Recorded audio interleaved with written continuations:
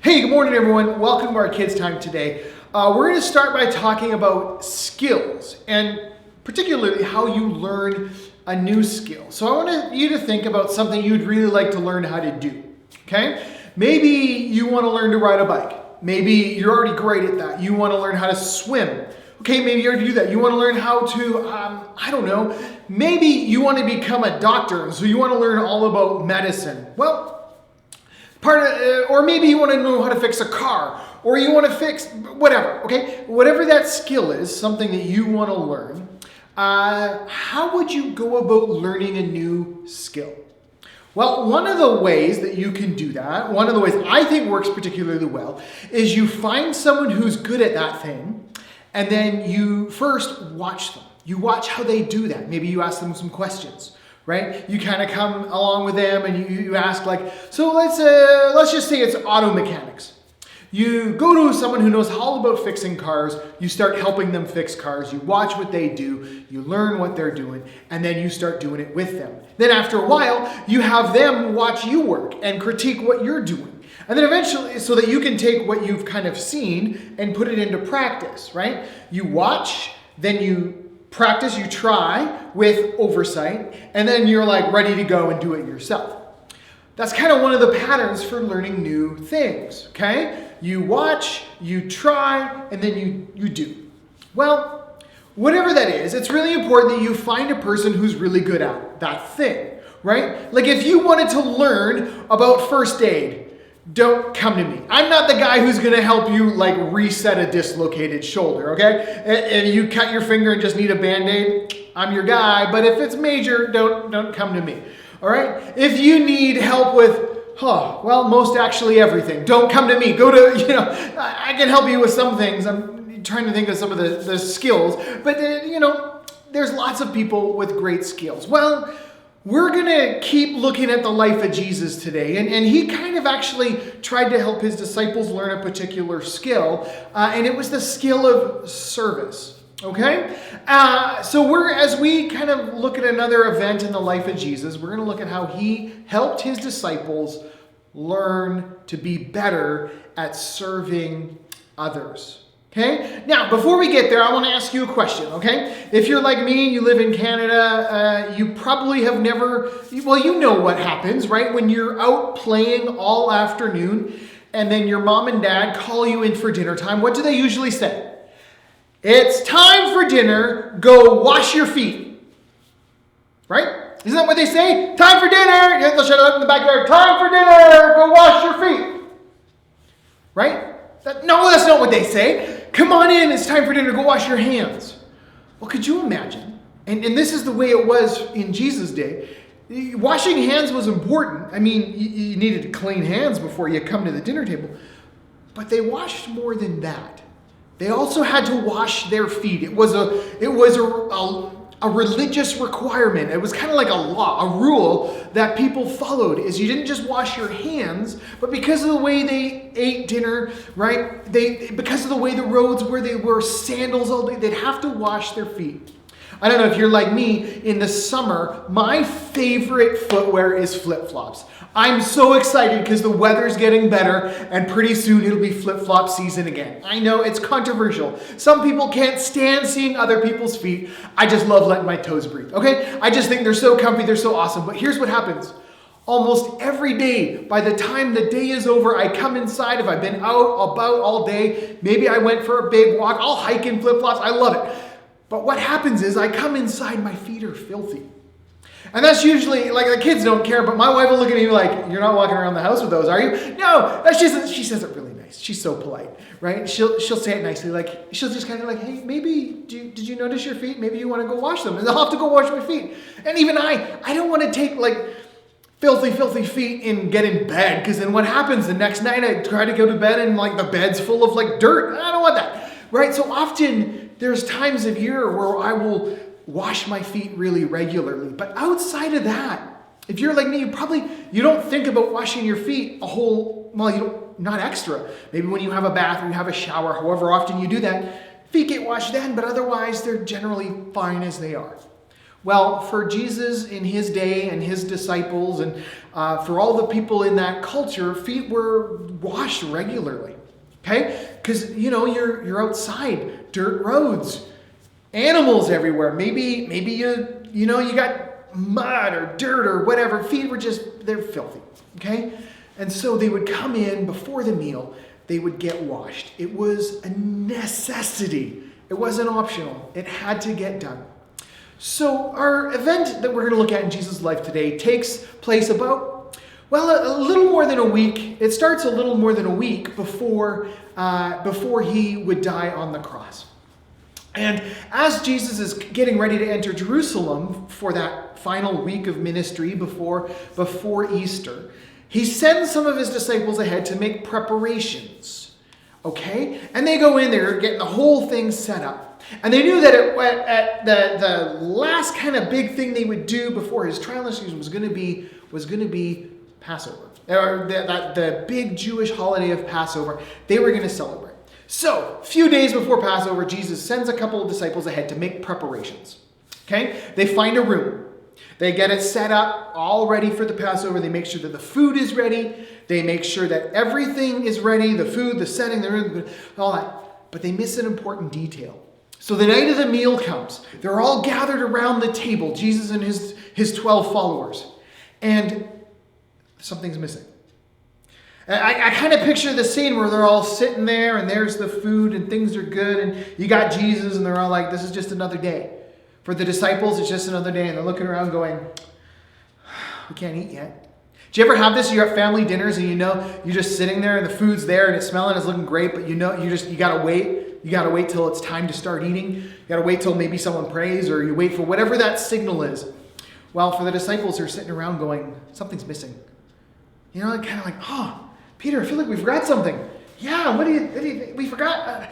And that's when Jesus, knowing what they forgot, he got up from the group.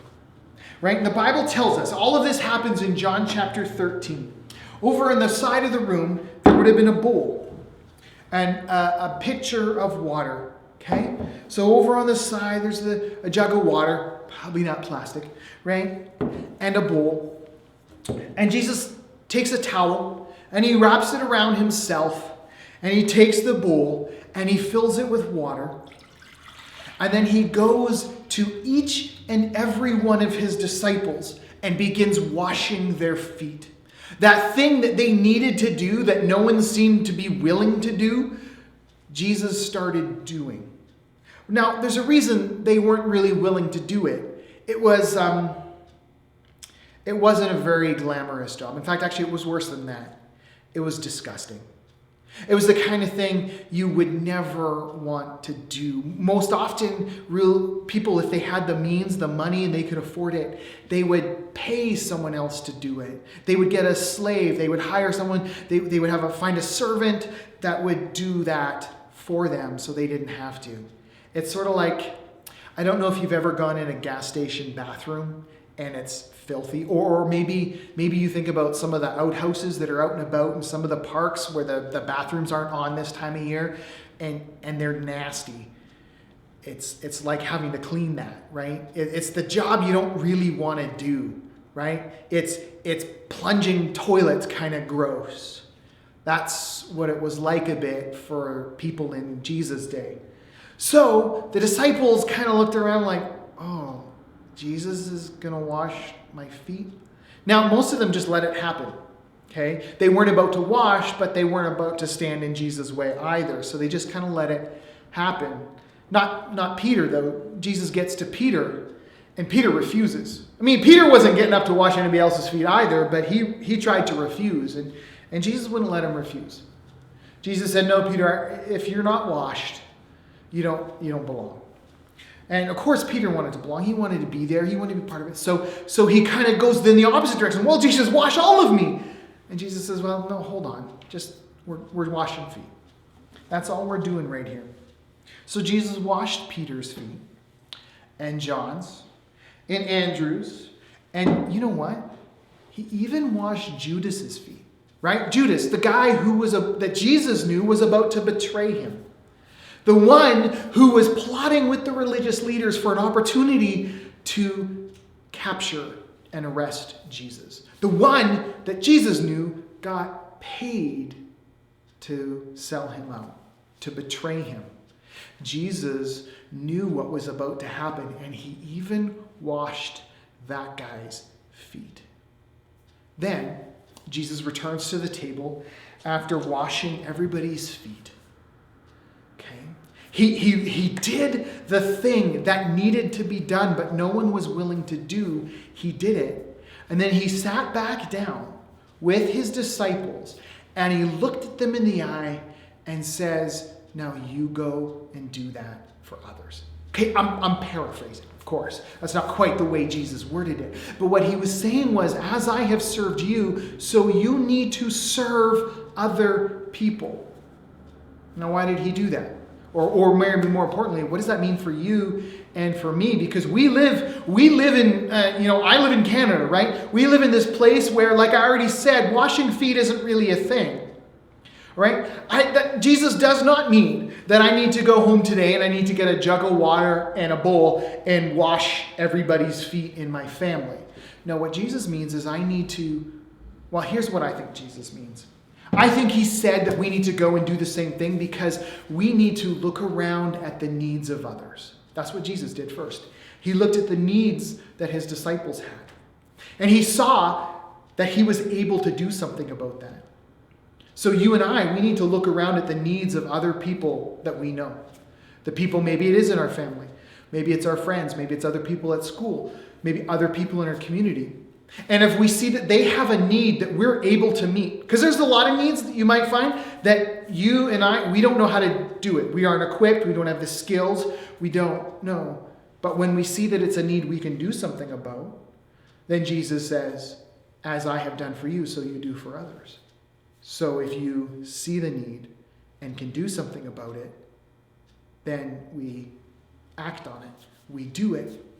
Right? Again, I already said I'm not like medically inclined. Like I don't have any medical degrees and knowledge. Again, Band-Aid's fine. But so if I am out and I see someone with a broken leg, what am I going to do? I'm going to call 911. I'm going to call someone who can actually do something about it. Actually, this happened a couple summers ago. We were down at the lake, and there were some other people there. We were in Peachland, and a guy was diving off the diving boards, broke his leg. Right? And I hear this guy is trying to climb up the ladder to get back up on the dock out of the water, and he's screaming because he just realized his leg was broken. And so what do? Hey, Sheena, my wife who's a nurse, Sheena, this guy's got a broken leg. Maybe you should help him, right? That's what I'm going to do. I'm going to, 9 times out of 10, if there's a problem, I'm elbowing my wife and saying, hey, I think you could do something about that because she's amazing, right? But anyways, that's one of the things I can do is help people connect with other people who could help them.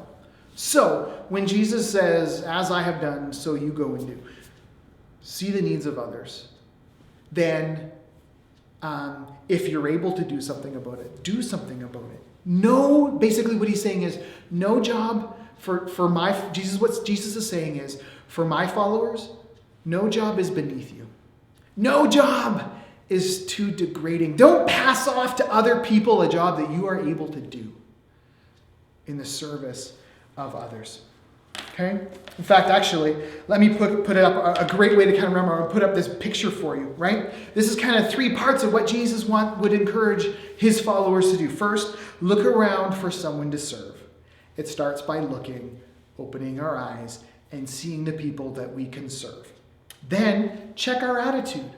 Do we look at what they need and go, oh, that's somebody else's problem.